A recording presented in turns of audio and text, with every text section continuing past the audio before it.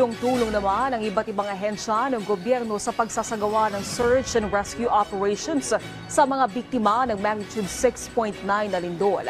Ang PNP naman, nagdaragdag na rin ang ipinadalang tauhan sa Ground Zero, hindi lang para sa search and rescue, kundi para na rin sa peace and order. Si Ryan Lesiges sa sentro ng balita.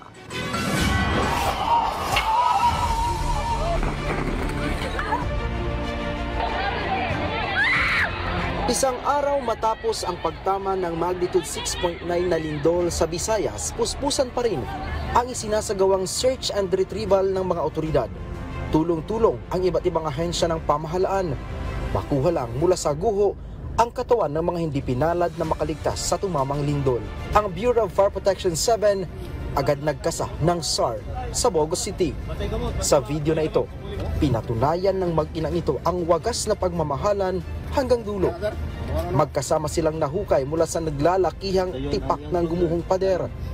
Unang nakuha ang anak nito na tila ba indikasyon na pinauna itong makalabas para makaligtas sa tiyak na panganib.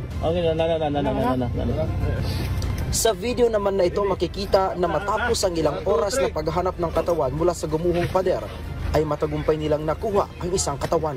Ang kanilang paghahanap sa ilang pang maaring trap, walang pinipiling oras.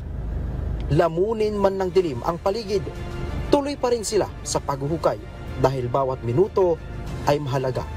Sa mga larawang ito ng San Remigio Fire Station, makikita na maging ang kanilang gusali ay hindi rin nakailag sa lakas ng lindol. Magkaganon pa man, tuloy pa rin ang kanilang trabaho. Agad ding kumilos ang mga taga-Philippine Coast Guard para umalalay sa mga biktima ng lindol.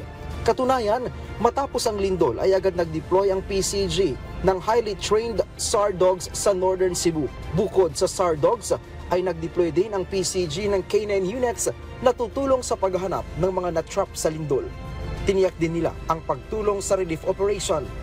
Sumaklolo na rin ang Army engineers mula sa Philippine Air Force. Partikular na idineploy ng PAF ang kanilang Humanitarian Assistance and Disaster Response o HADR. Nag-deploy din sila ng 2 Black Hawk helicopters mula sa 205th Tactical Helicopter Wing.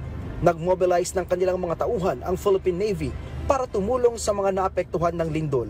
Tuloy rin ang pag-alalay ng Philippine National Police o PNP sa mga biktima ng pagyanig. Dinagdagan pa ng PNP ang kanilang ipinadalang tauhan, partikular na sa Ground Zero. Mula sa 1,300 personnel, itinaas na ang bilang sa 2,500. Efforts continue to manage the centers effectively, ensuring that evacuees receive basic needs such as food, water, and medical assistance. On our SRR operations, or the Search, Rescue, and Retrieval Operation, a total of 405 operations have been conducted.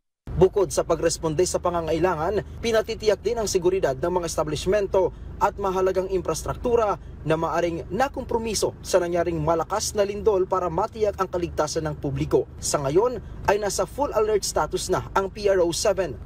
Ibig pong sabihin, walang nakalib, nandun lahat po ang tao natin sa region na ang priority po is mag-conduct ng rescue operations to ensure na safety ng mga tao natin at iprotekta ang komunidad natin sa mga looting, kaya wala tayong looting na incidents. Ngayong araw ay inaasahan din ang pagdating ng dagdag deployment mula sa Police Regional Office 8 o PRO 8. Ito yung kaugnay ng mga paghahanap po nila ng mga na-injured po is natapos na po kagabi. Kaya ang concentration po natin ay relief and rehab operations na lang po. Ryan Lesiges para sa Pambansang TV sa Bagong Pilipinas.